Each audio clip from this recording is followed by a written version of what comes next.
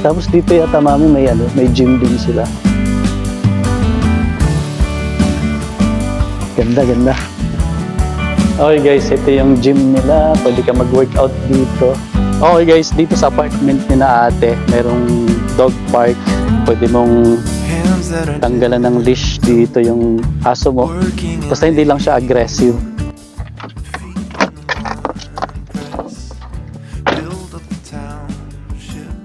So guys, andito tayo ngayon sa apartment ng anak ko. So by the way guys, meron akong dalawang anak. Yung panganay kong anak nag-asawa na siya. Kaya yeah, nangupahan sila dito sa kanilang apartment. So yung apartment complex na to, bawat building na ganyan, 4 siya. So 4 na units. Tingnan natin guys para may idea kayo kung ano yung itsura ng mga apartment dito sa California.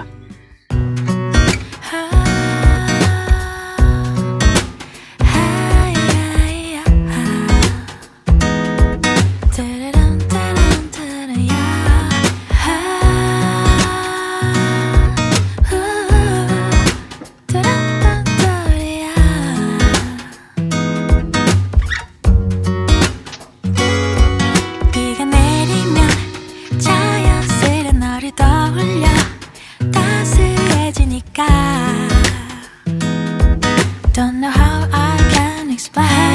하루 종일 네 생각에 간절해 낯설어.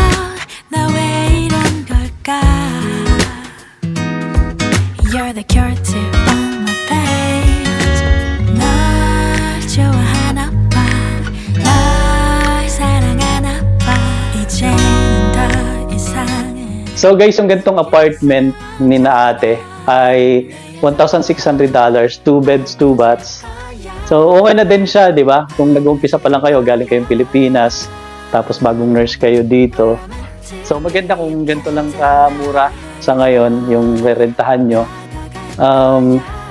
Magandang panimula, no? Lalo na kung nurse kayo, pwede kayong makaipon pang down payment ng bahay or pang ano nyo muna, yung pambayad nyo muna na mautang sa Pilipinas kung bagong dating kayo, or start kayo mag-ipon ng emergency fund, tsaka hulugan nyo yung 401k or 403b nyo.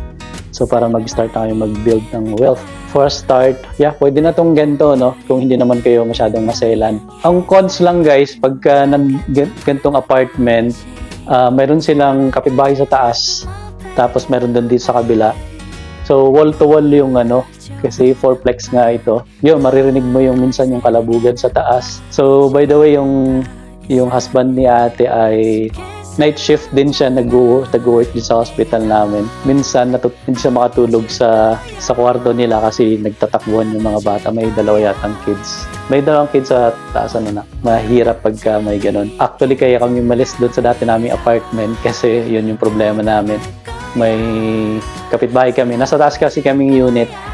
Tapos yung kapitbahay namin sa baba, pinapausukan kami lagi ito yung umaga ng weed. Tapos iba pa rin talaga pag single detached house. Kung kaya naman in the future, after nung maka-recover muna, pag bagong dating kayo, pwede kayo mag-rent ng single detached house, guys. Okay guys, ito yung kanilang master's bedroom. So meron silang queen size bed.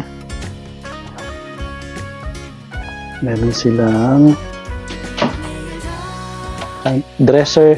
So may tag-isa silang nightstand. Yeah. Meron silang sink dyan. Ito yung closet nila. Lagay ng mga damit pero wag nating buksan. Sabi niya ate wag na daw. Tapos guys, meron silang toilet and bath dito. So yan guys. Maliit lang yung toilet pero okay na rin yan sa mag-asawa.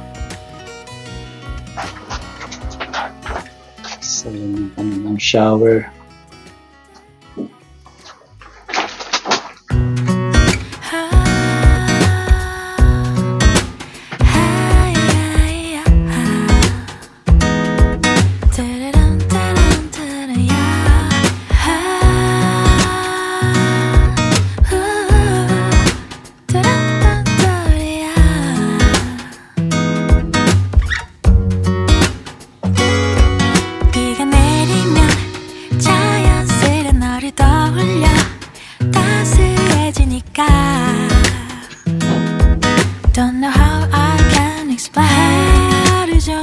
Tapos guys, ito yung second bedroom nila. Bali, parang ginawa nilang office tsaka guest room. So, study area ni Jeremiah. Nice. Yeah, meron ditong single bed.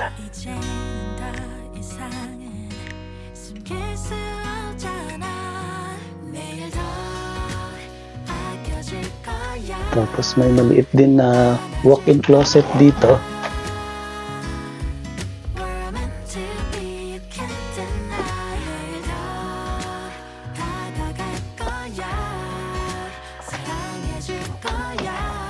And meron din ditong restroom, toilet.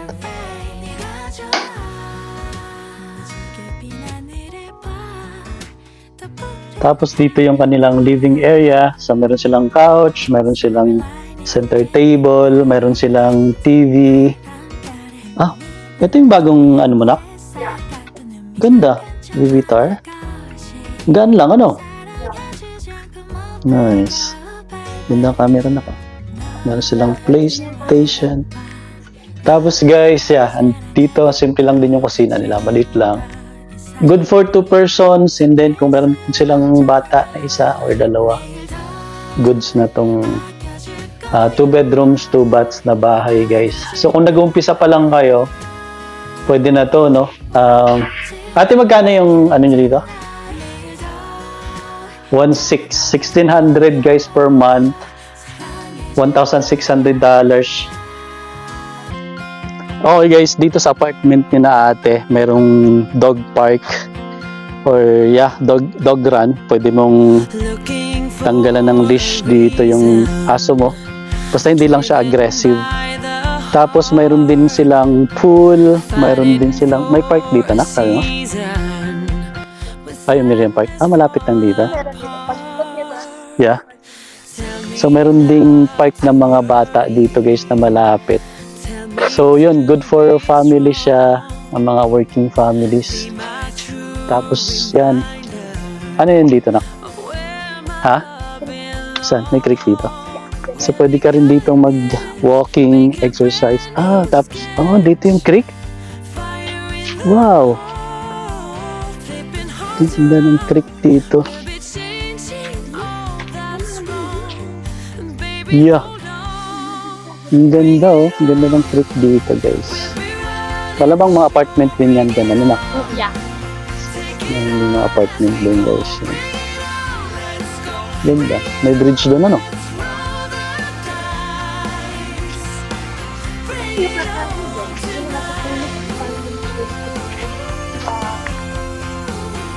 May kinagayatan sila.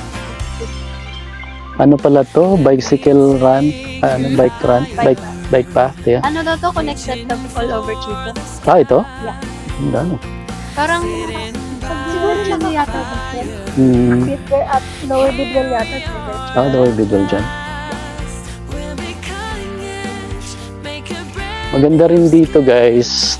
May mga TV monitor sila, mga camera. CCTV. Para nakikita nila yung sino yung mga pumapasok, lumalabas dito. Tapos bawat tenant guys, meron kang isang spot na covered na parking area. So yeah, may mga numbers itong mga spot dito. So by the way, ito yung car ni ate, itong white na itong Lancer. Tapos kay Jeremiah doon isang Honda Civic. Tapos punta tayo sa may swimming pool area. So yun maganda dito, meron mga children's park, tapos may clubhouse sila, ano na? Parang common area, pwede kang mag-party dyan. Kung halimbawa may mga birthdays.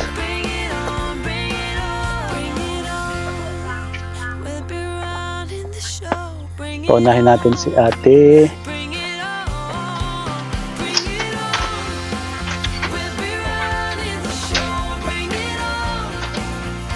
So, bali guys, bibigyan kanila ng access key. Ayaw tayo mapasukin. Yun, ganda ng pool nila guys. May kiddie pool, tsaka may maliit ding adult pool. No. Ito yung jacuzzi sa sabi mo na? Ah, may jacuzzi pa doon. Nice, nice, nice. Tapos dito yata mami may may gym din sila. May gym sabay. Yeah, may mga lounge area dito. Barbecue. Ganda. Yeah, may barbecue area dito. Which is nice. Ay, doon yung jacuzzi. Nice. Ganda, ganda. Saan yung gym? Oh, yeah.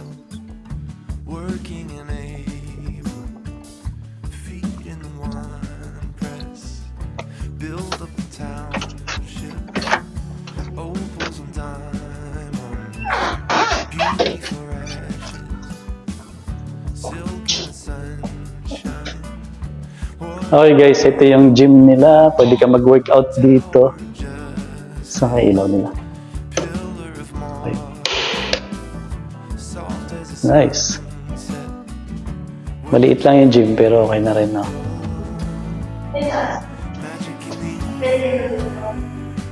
Oo. Ganda. May mga treadmill, weights, benches. Nice. Every Wednesday din guys dito sa community nila ay meron silang free breakfast dito sa loob nito. May mga tables dyan. Pero sarado ngayon. Nice. Yep. And then pwede mo ring kung may mga birthday party, pwede nyo rin gamitin yan guys. Pati itong pool. Which is great. So yun guys, yung ating video for today. I hope nakita nyo kung ano yung apartment complex dito sa US, dito sa California. So ito yung halos yung pinakamurang mga dito, no, mga apartment. May mas mura pa dito pero medyo mga sketchy na lugar. Pero ito medyo magandang neighborhood, kaya ganito yung mga piliin nyo kahit paano mas safe siya kaysa sa mga medyo may mga kasi may mga sa downtown, for example, malapit dun sa apartment for students, for example, ng Chico State, mga ganon. Tapos yung iba pang mga hindi magandang neighborhood, wag kayo doon guys kasi delikado.